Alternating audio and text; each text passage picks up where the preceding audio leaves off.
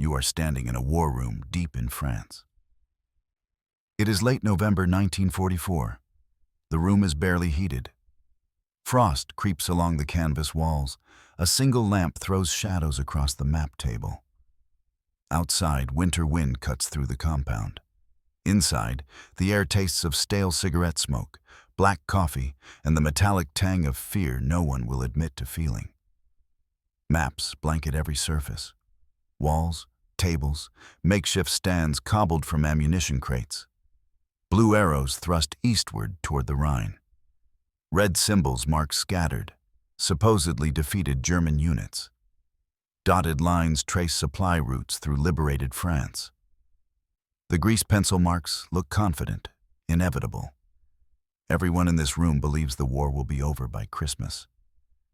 General George S. Patton stands at the center table. He is 59 years old, lean and coiled like a spring, his hands moving across the maps as if he can physically push his divisions forward. His voice cuts through the room, sharp, impatient, demanding. He wants to drive deeper into Germany. He wants to crush what's left of Hitler's army before the year ends. He wants speed, aggression, the kill. Around him, staff officers shuffle reconnaissance reports, update logbooks, exchange glances. They know the general's temperament. Forward. Always forward. The mood is confident. Germany is on its knees. Victory is so close they can taste it. But in one corner of the room, a man sits hunched over a smaller desk, buried under intelligence reports. Typed summaries. Prisoner interrogation transcripts. Aerial photographs. Radio intercept logs. Unit identification sheets. His name is Colonel Oscar Koch. He is Patton's G2, his chief intelligence officer. He is methodical, careful, almost invisible compared to the legendary general who dominates every room he enters. He wears glasses. His voice is measured. He does not shout. He does not demand attention. And right now, studying the documents spread before him, he is about to say something nobody in the room wants to hear. He clears his throat and stands slowly. The scrape of his chair cuts through Patton's monologue. The general looks up. Officers pause mid-sentence. "Sir," Koch says quietly, his voice steady but weighted with something darker. "I believe the Germans are preparing a major counteroffensive, possibly through the Ardennes, soon." The room freezes. Someone lets out a short, nervous laugh. Another officer shakes his head, dismissive. Everyone knows the war is almost over. Germany is beaten. Hitler is running out of fuel, tanks, men. The idea of a large-scale German attack in winter, through the Ardennes forest, against lines held by tired American units on rest rotation, seems absurd, impossible. But Patton does not laugh. He does not dismiss it. He looks at Koch. He asks questions. He listens. And then he makes a decision that will save thousands of lives. How do you win a war where the loudest man in the room listens to the quietest voice and trusts him when nobody else does? Before we dive into this story, subscribe and leave a comment telling me where you're watching from. Now, relax, grab your coffee, and enjoy this beautiful story. George S. Patton was born to be loud. From childhood, he was consumed by military history, the romance of warfare, the idea of battle as the ultimate test of a man's character. He attended West Point. He competed in the 1912 Olympics as a modern pentathlete. He served under Pershing in World War I, commanding the new Tank Corps, machines that combined speed and shock WWII in a way that electrified him. Between the wars, he studied relentlessly. He read Caesar, Napoleon, Clausewitz. He wrote tactical papers. He believed to his core that war was about movement, aggression, violence of action. That hesitation killed more men than boldness ever did. By the time World War II erupted, Patton was already a legend. Brilliant, profane, uncompromising, impossible. A man who believed a commander's sacred duty was to drive his soldiers forward faster and harder than the enemy could react. Oscar Koch was born to be quiet. He did not seek glory. He joined the army and became an intelligence officer, a profession that in those years was often overlooked, sometimes openly mocked. Intelligence work was paperwork, analysis, educated guessing. It was not medals or headlines. It was not the stuff of legends. But Koch was exceptional at it. He learned to read reports not for what they said on the surface, but for what they revealed when you assembled 10, 20, 50 pieces into a pattern. He learned to distrust wishful thinking. He learned that the most dangerous enemy is the one you decide cannot hurt you anymore. In North Africa, then Sicily, then France, Koch became Patton's G2, and over time, these two men, opposites in almost every way, formed an unlikely bond. Patton trusted Koch because Koch refused to tell him what he wanted to hear. He told him what the evidence showed. And Koch trusted Patton because, unlike many generals who ignored uncomfortable intelligence, Patton listened and acted. It was a partnership that by late November 1944 would be tested in a way neither of them expected. The autumn of 1944 had been a season of triumph. After the breakout from Normandy, Patton's Third Army had torn across France like a wildfire. Towns liberated, German units scattered, prisoners taken by the thousands. But while Patton celebrated each victory with characteristic fire, Koch remained in his corner, studying what came next. Oscar Koch had always been this way. Even as a child, he watched more than he spoke. He noticed patterns others missed, the way things fit together, the small details that revealed larger truths. When he joined the army and drifted into intelligence work, he found his calling in a field most officers dismissed as clerical drudgery. Paperwork, they called it. Guessing games. Not real soldiering. But Koch understood something his critics did not. He did not care what the enemy intended. He cared what the enemy could do. Capabilities, not wishes. Potential, not propaganda. It was a philosophy that kept him looking when others stopped. Through North Africa, Sicily, and into France, Koch built his reputation one correct prediction at a time. A German counterattack at Gafsa, an enemy withdrawal before it happened. Armor concentrations spotted days before they struck. Each time, Patton listened. Each time, Koch was right. Two opposite men. Patton the thunderbolt, Koch the microscope. But thunder needs direction, and the microscope had found its purpose. Now, in late November 1944, with winter closing in and confidence at its peak, Koch faced his greatest test. A threat so large, so carefully hidden, that almost no one else would see it coming. Almost. The clues arrived in fragments, scattered reports that individually meant nothing. But Koch did not read intelligence reports individually. First came the rail movements. Reconnaissance flights spotted freight cars rolling westward through the German rear areas. Not retreating troops, but armor. Panzers being repositioned toward the front, strange, but not alarming. Not yet. Then the fuel depots. Aerial photographs showed new dumps appearing in dense Ardennes forests, camouflaged, carefully hidden beneath tree cover. Thousands of gallons. Why stockpile fuel in a sector everyone considered quiet? Next, unit identifications. Prisoners mentioned divisions that should not exist. Elite formations, the 1st SS Panzer, the 12th SS Panzer, supposedly refitting in Germany, yet captured soldiers spoke of them moving west. Radio intercepts confirmed it. Encrypted traffic spiked in sectors that had been silent for weeks. Koch spread the reports across his desk and began overlaying them on a single map. Rail lines converging, fuel dumps clustering, elite divisions massing, radio activity concentrating. Everything pointed to the Ardennes. He took his findings to Allied intelligence headquarters. They barely looked up. "Defensive preparations," one officer said dismissively. "The Germans are desperate, trying to organize what's left." Another laughed. "Hitler doesn't have the fuel for a major offensive. It's wishful thinking on their part." But Koch knew better. This was not desperation. This was orchestration. Meticulous, hidden, massive. Hitler was preparing one final, catastrophic gamble.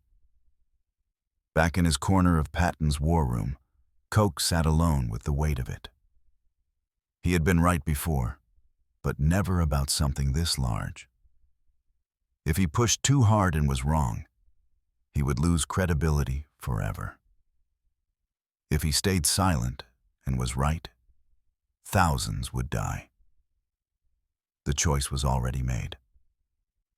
He stood and walked toward Patton's desk. Koch requested a private briefing.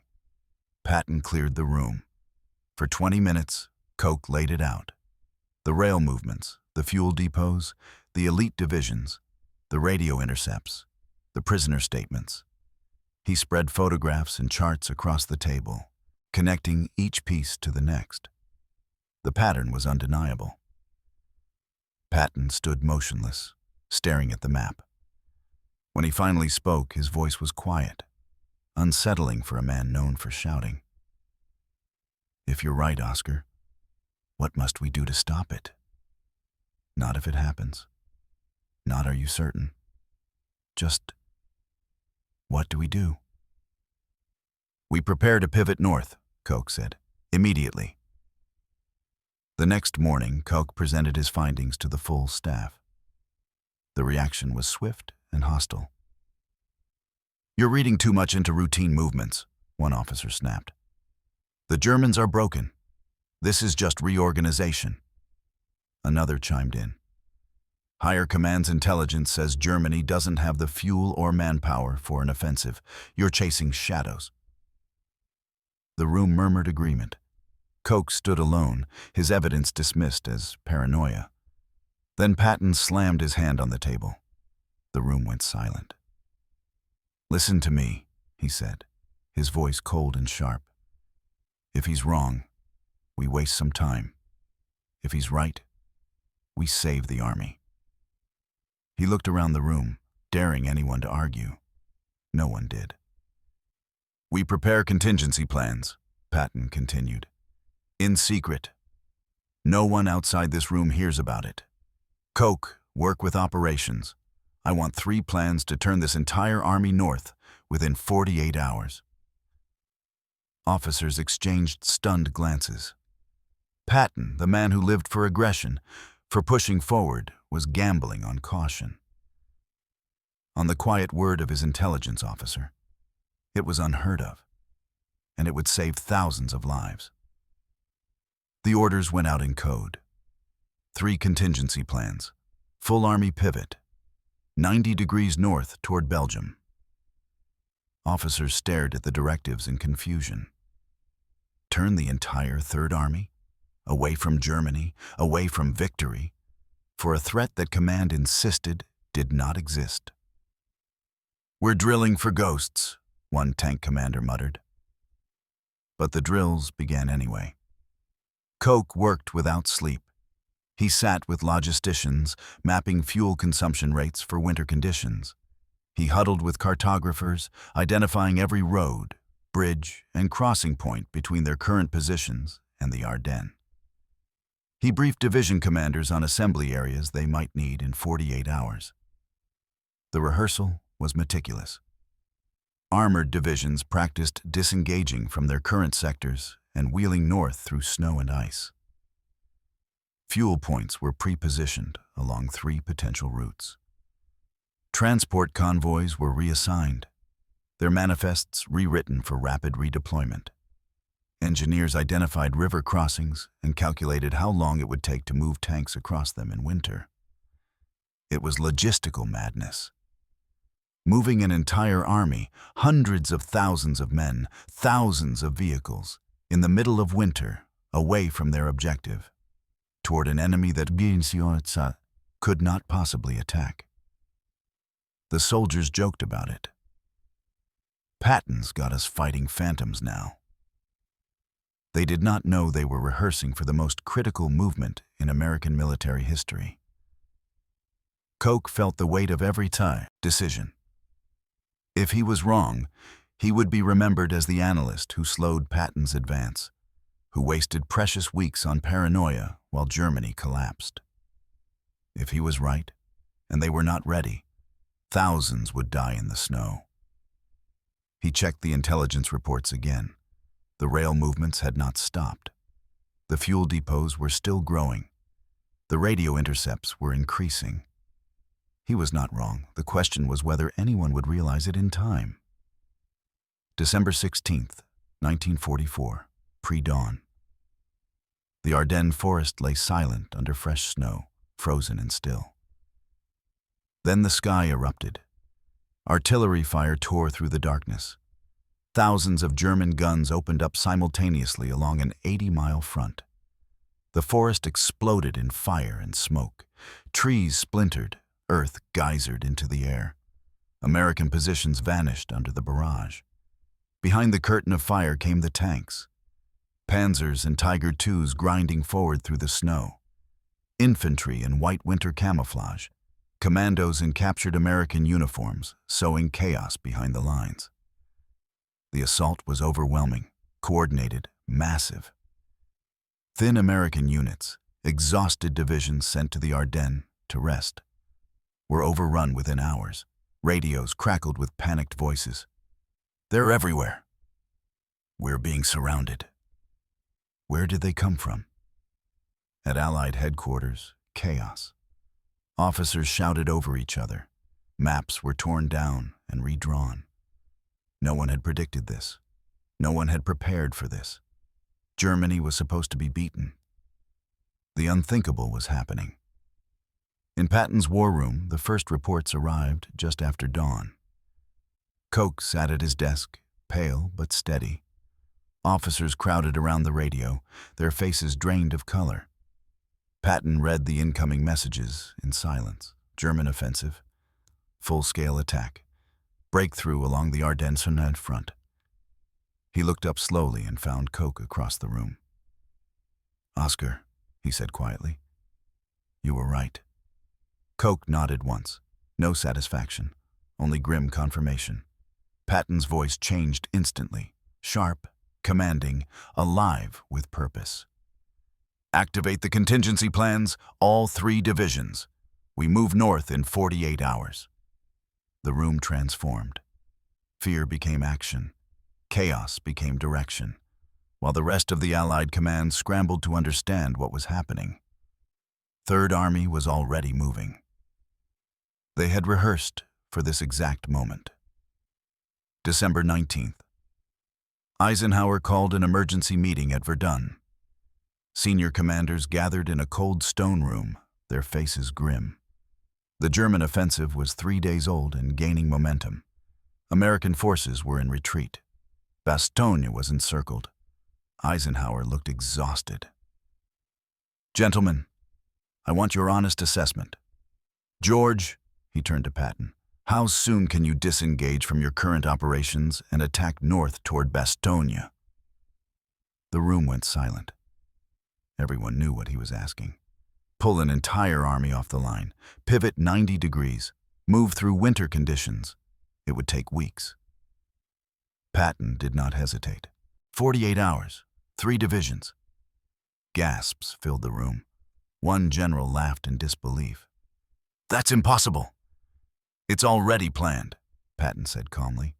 "My G2 predicted this offensive weeks ago. We've been rehearsing the pivot in secret. The routes are mapped. The fuel is positioned. The orders are written. We just need to execute." Eisenhower stared at him. "You prepared for this?" Koch prepared for this, Patton corrected. I listened. The order went out within the hour. Across Third Army positions, tanks roared to life in the frozen darkness. Convoys formed on icy roads. Snowplows carved paths through drifts. Soldiers packed their gear in minutes. No questions, just movement. Infantry climbed into trucks. Artillery batteries limbered up. Supply units fell in line.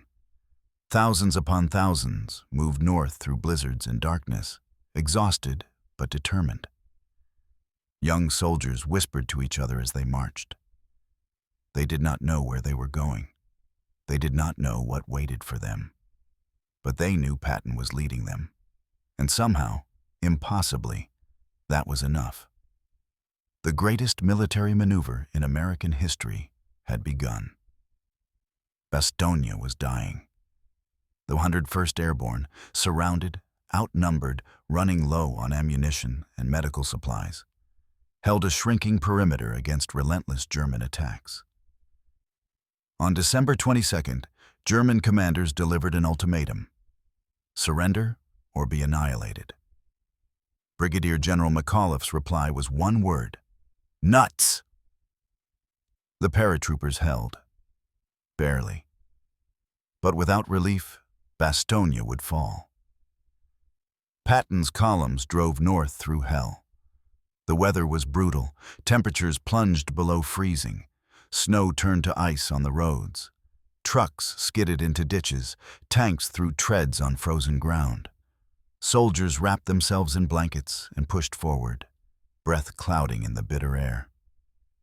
German ambushes struck from tree lines, Panzerfaust teams, snipers, roadblocks of felled trees and blown bridges.